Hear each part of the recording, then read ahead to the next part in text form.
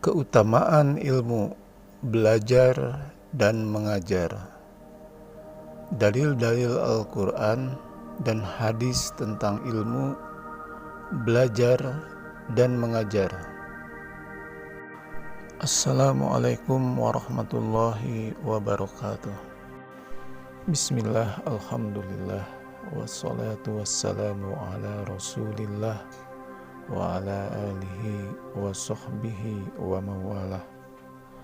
Ashhadu an la ilaha illallah wahdahu la syarikalah wa ashhadu anna muhammadan abduhu wa rasuluhu la nabiyya ba'dah.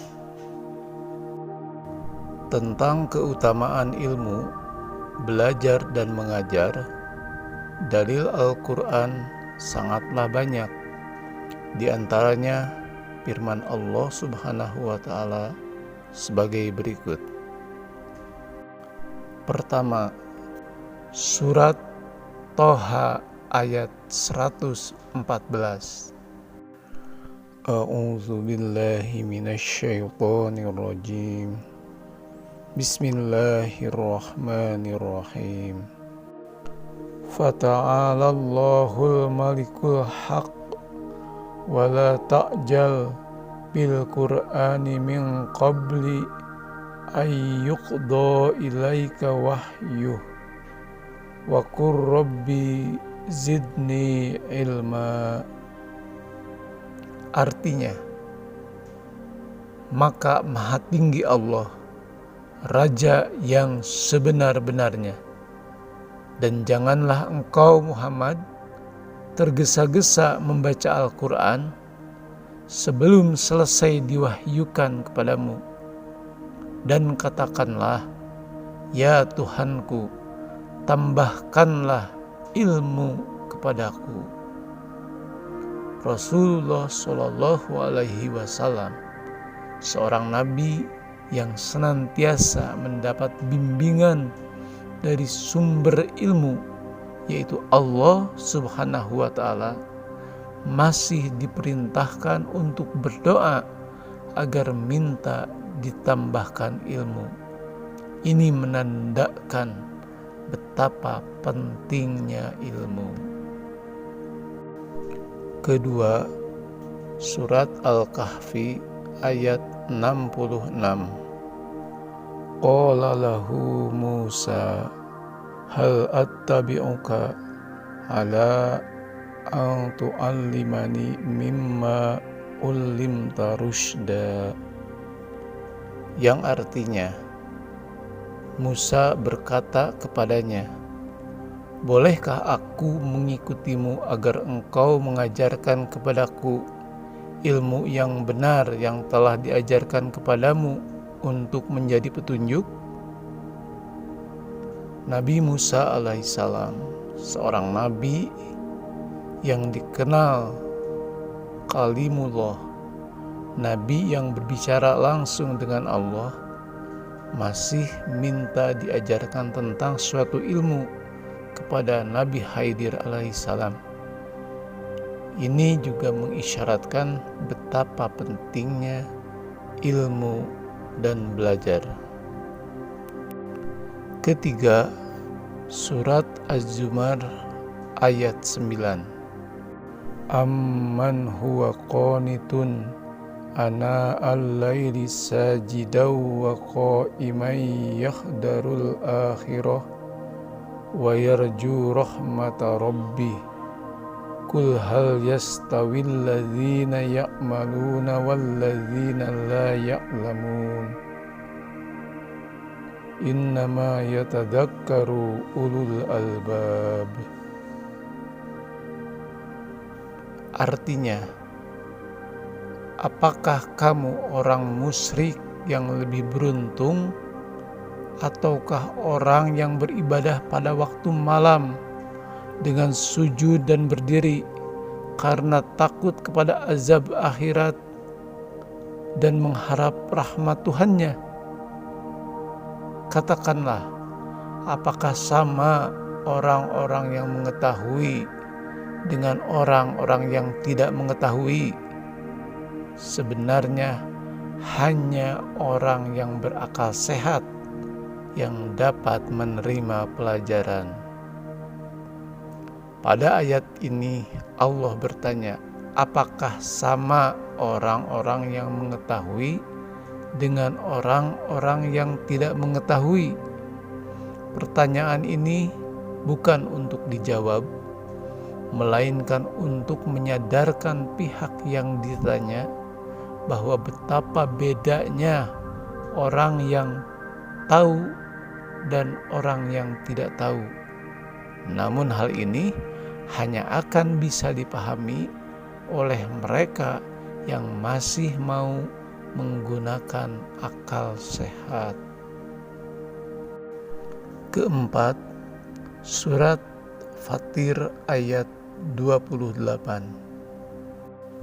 Wa minan nasi wad-dawabi wal an'ami mukhtalifun alwanuhu kadzalik innama yakhshallaha min ibadihil ulama innallaha azizun ghafur. Artinya, dan demikian pula di antara manusia, binatang-binatang melata dan binatang-binatang ternak, ada yang bermacam-macam warnanya dan jenisnya. Sesungguhnya yang takut kepada Allah di antara hamba-hambanya hanyalah ulama. Sesungguhnya Allah Maha Perkasa lagi Maha Pengampun. Ayat di atas menjelaskan bahwa hanya orang yang berilmu lah yang akan takut kepada Allah. Sekaligus ayat ini juga menyatakan bahwa ciri khusus orang yang berilmu adalah mereka takut kepada Allah. Kelima, surat Shad ayat 29. Kitabun anzalnahu ilaika mubarakul liyadabbaru ayatihi waliyatadzakkara ulul albab.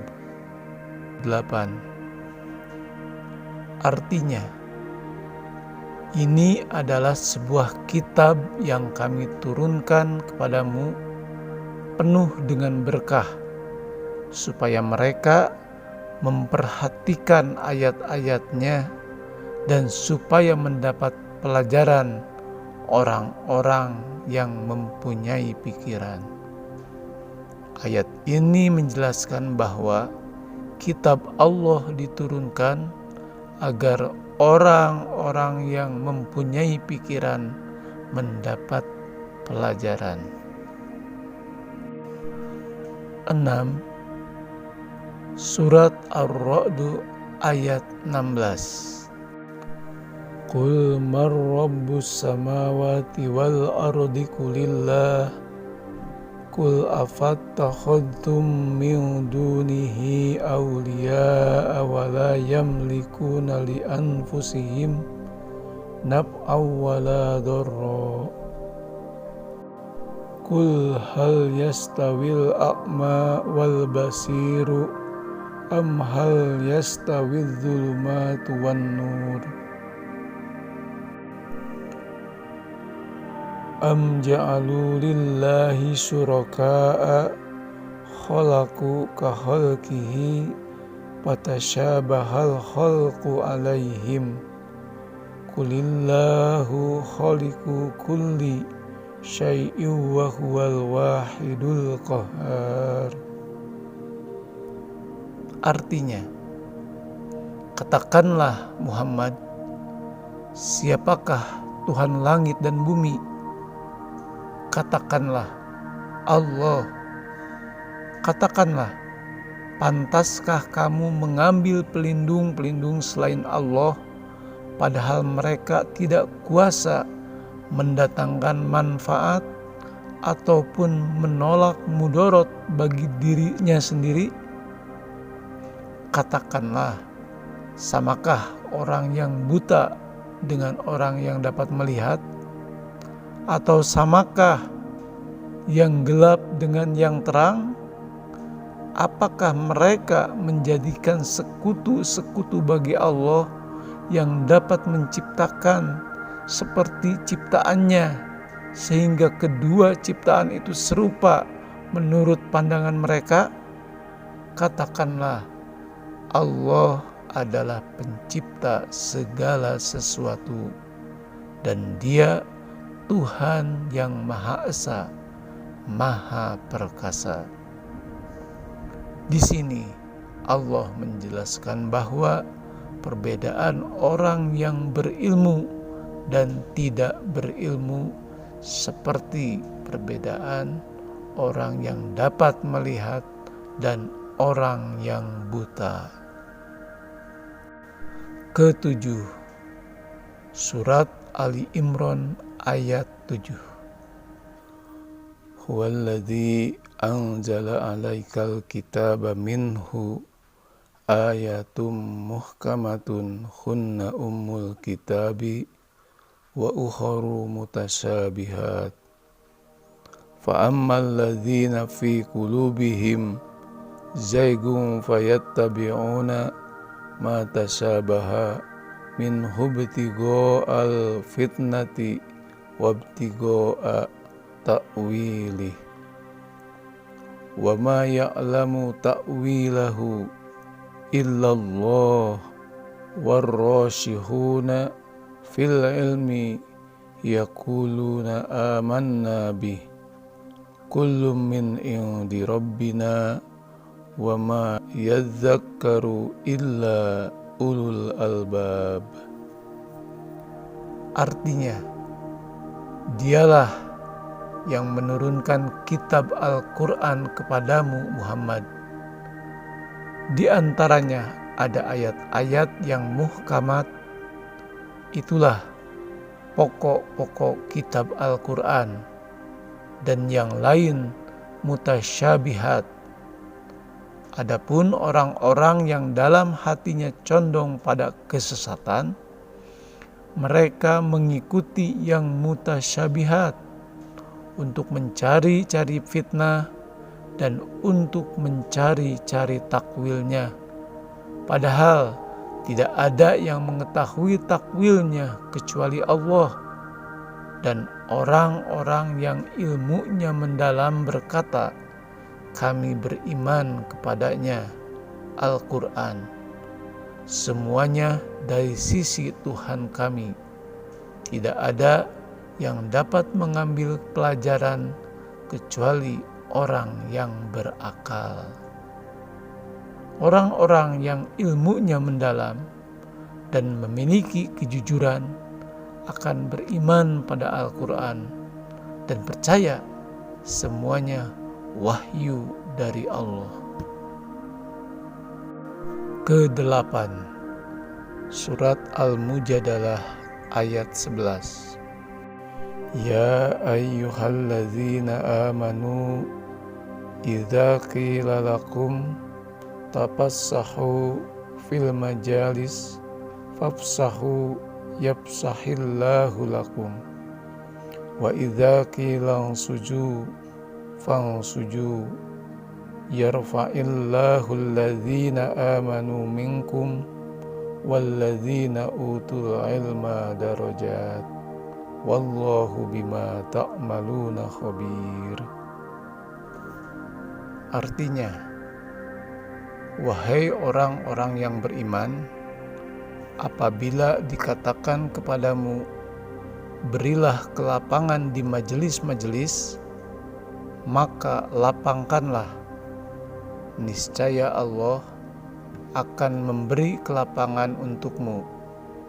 Dan apabila dikatakan berdirilah kamu, maka berdirilah.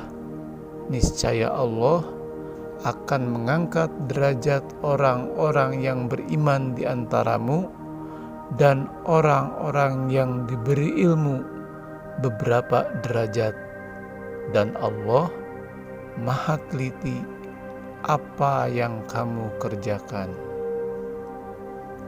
Dalam ayat di atas, Allah memerintahkan agar saling memberi kelapangan dalam hal menuntut ilmu, dan Allah menjanjikan akan mengangkat derajat orang-orang yang diberi ilmu beberapa derajat. Kesembilan, surat Al-Alaq ayat 1-5.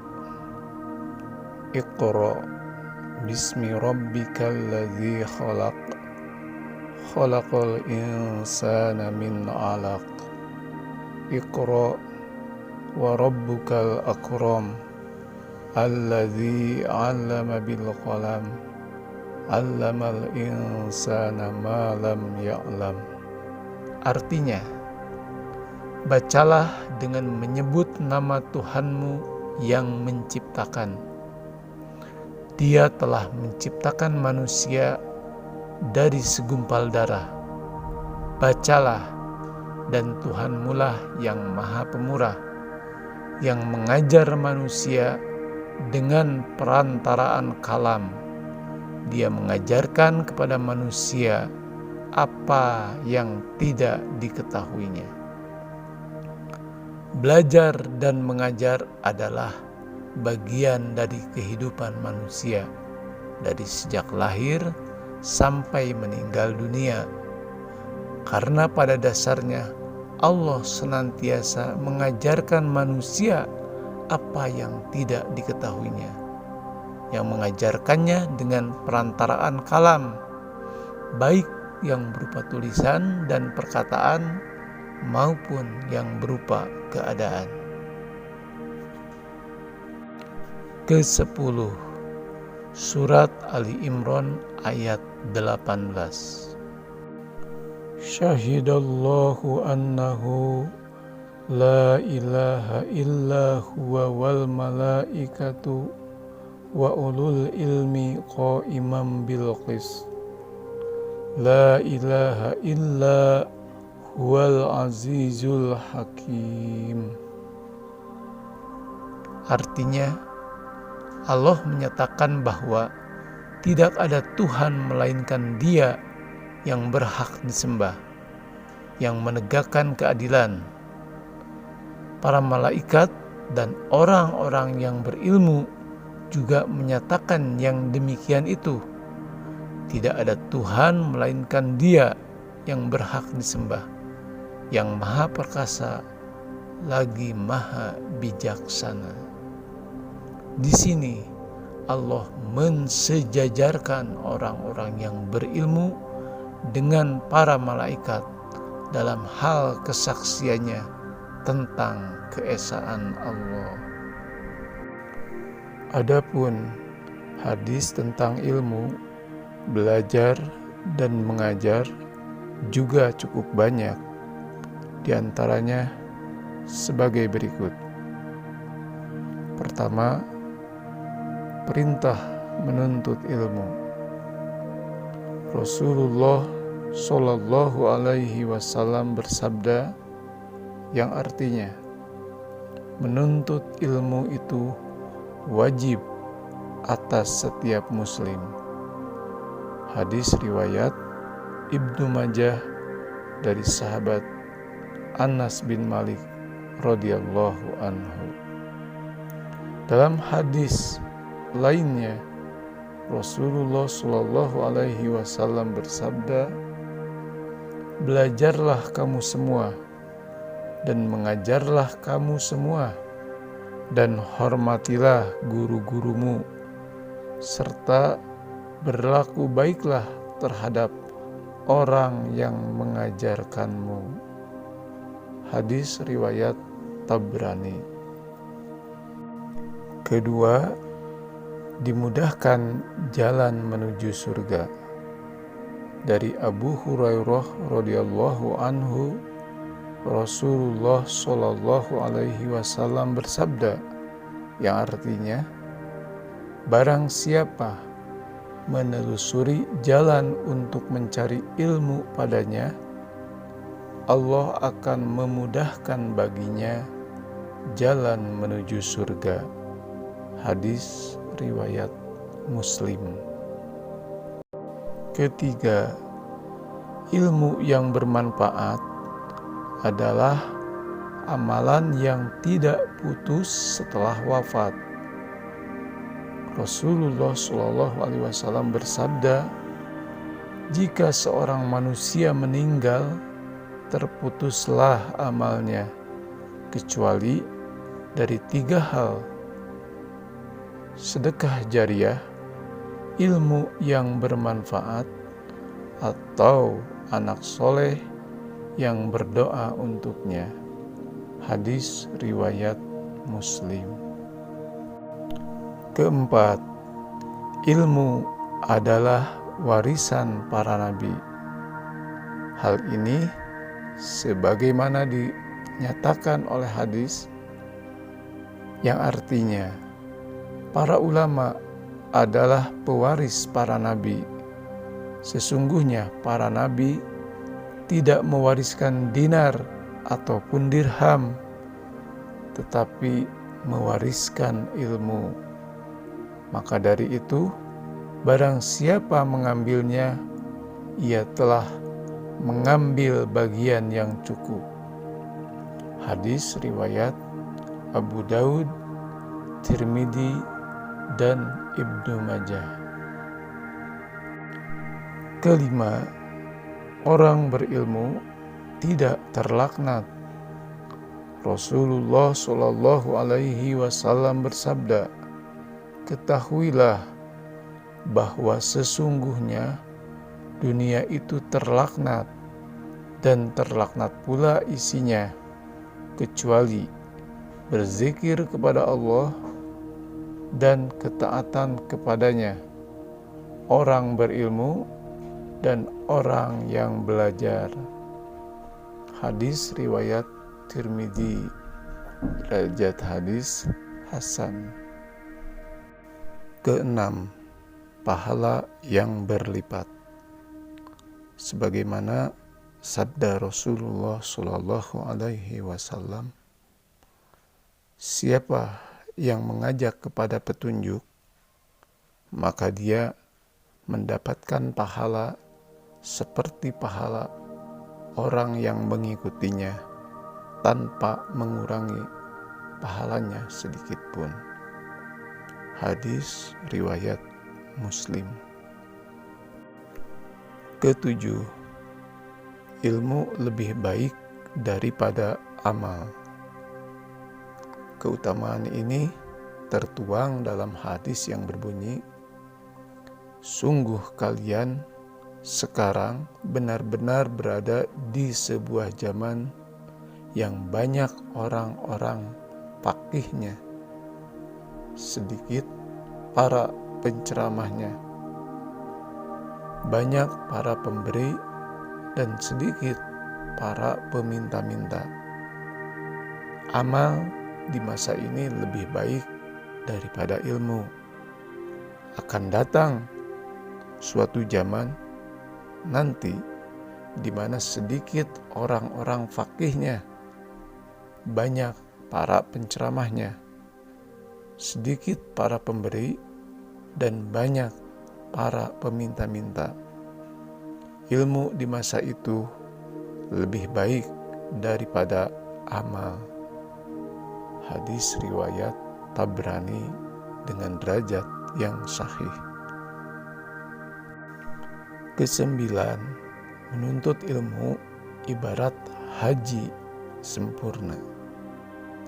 Hal ini sesuai dalam salah satu hadis yang berbunyi, siapa yang bersegera ke masjid hanya untuk tujuan belajar kebaikan atau mengajarkannya, maka ia mendapatkan pahala seperti orang yang haji secara sempurna.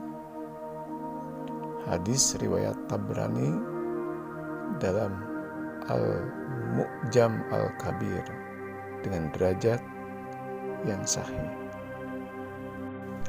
Kesepuluh, orang yang menuntut ilmu adalah tanda orang yang dikehendaki Allah mendapatkan kebaikan. Hal ini sebagaimana dinyatakan dalam hadis yang artinya, siapa yang Allah kehendaki kebaikan padanya, maka Dia akan menjadikannya mendalami agama. Aku hanya berbagi dan Allah yang memberi. Akan senantiasa ada sekelompok dari umat ini yang tegak di atas perintah Allah. Orang yang menyelisihi mereka tidak akan membahayakan mereka hingga datang hari kiamat. Hadis riwayat Bukhari dan Muslim. Ke-11, dilindungi malaikat. Rasulullah Shallallahu Alaihi Wasallam bersabda, "Selamat datang wahai penuntut ilmu. Sesungguhnya penuntut ilmu benar-benar ditutupi para malaikat dan dinaungi dengan sayap-sayapnya. Kemudian mereka saling bertumpuk-tumpuk hingga mencapai langit dunia, langit paling dekat dari bumi, karena kecintaan mereka, para malaikat, kepada ilmu yang dipelajarinya." Hadis riwayat Tabrani dalam Al-Mu'jam Al-Kabir dengan derajat sahih.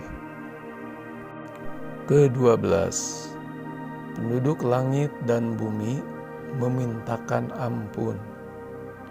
Hal ini termaktub dalam sabda Rasulullah SAW yang berbunyi, "Sesungguhnya Allah, para malaikatnya, penduduk langit-langit dan bumi-bumi, hingga semut-semut yang ada di lubangnya, hingga ikan-ikan, benar-benar semuanya bersolawat, memintakan ampun untuk orang yang mengajari kebaikan kepada manusia." Hadis riwayat Tirmizi dengan derajat sahih. Ke-13, wajah bersinar. Dalam sebuah hadis Rasulullah SAW bersabda, "Semoga Allah menjadikan bercahaya seseorang yang mendengar hadis kami, lalu menghafalnya hingga menyampaikannya kepada orang lain. Betapa banyak orang yang membawa riwayat fikih kepada orang yang lebih faqih darinya. Betapa banyak orang yang membawa riwayat fikih tetapi tidak faqih." Hadis riwayat Tirmizi dengan derajat sahih. 14, mendatangkan berkah. Hal ini sebagaimana dinyatakan oleh hadis, ada dua orang bersaudara kakak adik di zaman Nabi SAW, di mana salah satu dari keduanya senantiasa mendatangi Nabi SAW untuk mendengarkan hadis, dan yang lainnya sibuk bekerja. Lalu yang bekerja itu mengadukan saudaranya kepada beliau karena tidak ikut membantu kerja. Lalu beliau menjawab, "Boleh jadi kamu diberi rezeki justru gara-gara saudaramu itu." Hadis riwayat Tirmizi dengan derajat sahih. Ke-15, orang berilmu lebih utama daripada ahli ibadah. Dalam sebuah hadis Rasulullah SAW bersabda, "Keutamaan ahli ilmu atas ahli ibadah seperti keutamaanku atas orang paling rendah dari kalian." Hadis riwayat Tirmizi dengan derajat sahih. Ke-16, ilmu mendatangkan ketentraman dan ketenangan. Hal ini sebagaimana tertuang dalam hadis berikut, yang artinya, belajarlah kalian ilmu untuk ketentraman dan ketenangan, serta rendah hatilah pada orang yang kamu belajar darinya. Hadis riwayat Tabrani. Ke-17, menuntut ilmu hendaklah untuk memperoleh ridho Allah. Nabi SAW bersabda, artinya, barang siapa yang mempelajari ilmu yang dengannya dapat memperoleh keridhaan Allah Subhanahu wa Ta'ala, tetapi ia tidak mempelajarinya kecuali untuk mendapatkan kesenangan duniawi, maka ia tidak akan mendapatkan harumnya surga di hari kiamat nanti. Hadis riwayat Abu Dawud. Ke-18, dunia dan akhirat pun didapatkan dengan ilmu. Nabi SAW bersabda, artinya, barang siapa yang hendak menginginkan dunia, maka hendaklah ia menguasai ilmu. Barang siapa menginginkan akhirat, hendaklah ia menguasai ilmu.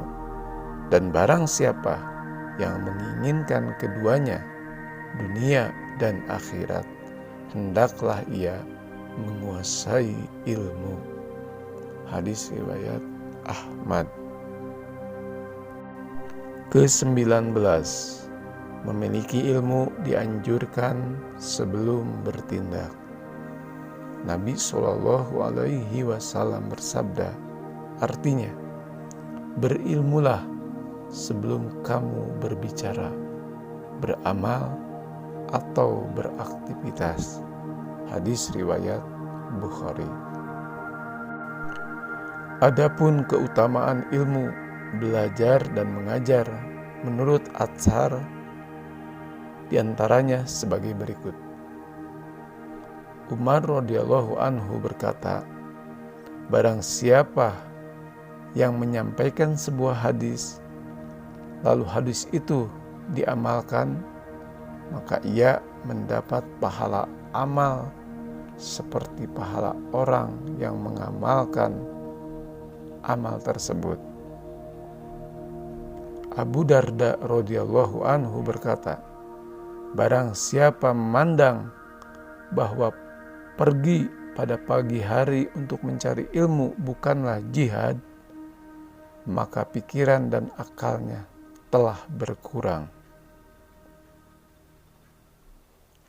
Fatah al-Musili berkata, bukankah apabila orang sakit tidak diberi makan, minum, dan obat, maka dia akan mati?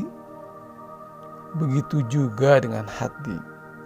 Apabila terhalang dari hikmah dan ilmu selama 3 hari, maka ia akan mati. Mu'ad bin Jabal radhiyallahu anhu berkata tentang ilmu, belajar dan mengajar.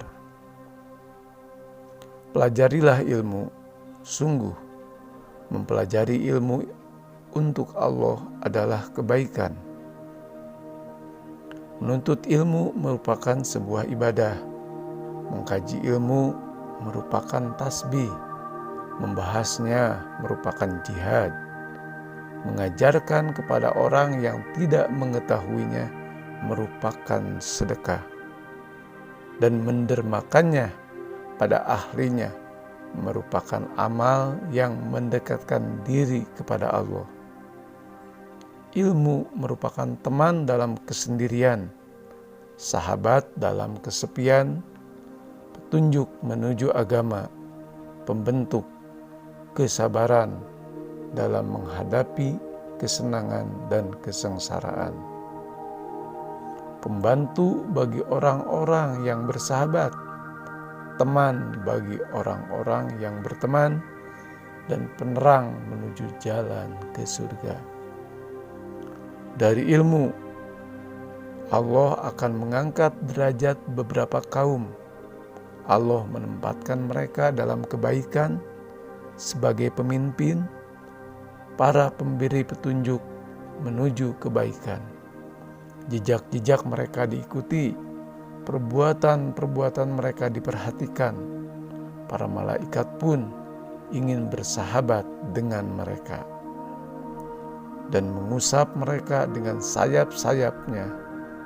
Segala sesuatu yang lembab dan kering pun memohonkan ampun bagi mereka. Bahkan ikan-ikan, hewan-hewan berbisa, dan jinak yang ada di lautan, serta langit dan bintang-bintang juga memohonkan ampun bagi mereka. Adapun dari segi akal, keutamaan ilmu tidaklah samar. Dari ilmu, seorang hamba bisa mencapai Allah Subhanahu wa Ta'ala, mendekatkan diri kepadanya, dan bersimpuh di sisinya. Ia merupakan kebahagiaan abadi dan kenikmatan kekal yang tidak akan pernah berakhir. Dunia adalah ladang bagi akhirat. Orang yang mengamalkan ilmu, ia menanamkan kebahagiaan abadi bagi dirinya, yaitu dengan memperbaiki jiwa dan akhlaknya sesuai dengan yang diajarkan ilmunya. Dan ia juga menanamkan kebahagiaan abadi bagi orang lain dengan mengajarkan ilmunya, mengajak manusia memperbaiki akhlak dan menyeru mereka kepada segala sesuatu yang mendekatkan mereka kepada Allah Subhanahu wa Ta'ala. Demikianlah mengenai keutamaan ilmu belajar dan mengajar. Wallahu a'lam bishawab. Semoga bermanfaat. Amin.